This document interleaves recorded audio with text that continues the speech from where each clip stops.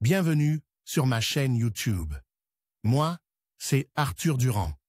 Et ici, je partage des astuces et des conseils sur les appareils électroménagers, la configuration des télévisions et les technologies de la maison intelligente.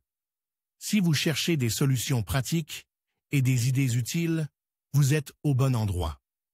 La chaîne se développe rapidement, alors n'oubliez pas de vous abonner, de liker et de laisser des commentaires pour me dire quel sujet vous intéresse le plus. Maintenant que cette intro est faite, passons directement au sujet de la vidéo d'aujourd'hui.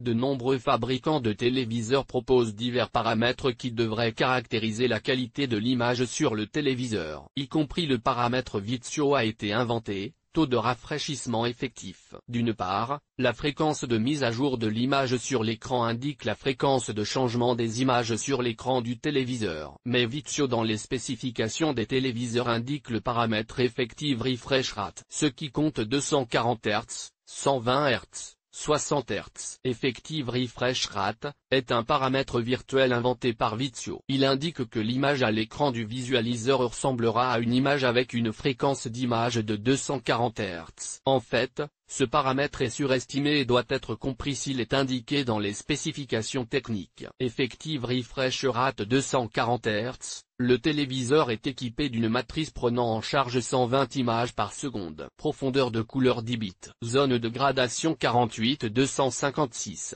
Effective Refresh Rate 120 Hz. Un téléviseur a une matrice qui prend en charge un changement de trame de 60 par seconde, mais avec une profondeur de couleur de 8 bits plus FRC ou 10 bits et la matrice prend en charge la variation de luminosité locale, mais les zones de variation de 16-24. Effective Refresh Rate 60 Hz. Le téléviseur a une matrice avec une profondeur de couleur de 8 bits ou une matrice de 8 bits plus FRC. Mais ce sont les matrices les plus simples, ils ne supportent pas la gradation locale. Effective Refresh Rate, ce paramètre indique la qualité de l'image sur le téléviseur, en tenant compte du type de matrice d'écran et n'a rien à voir avec la fréquence d'image réelle.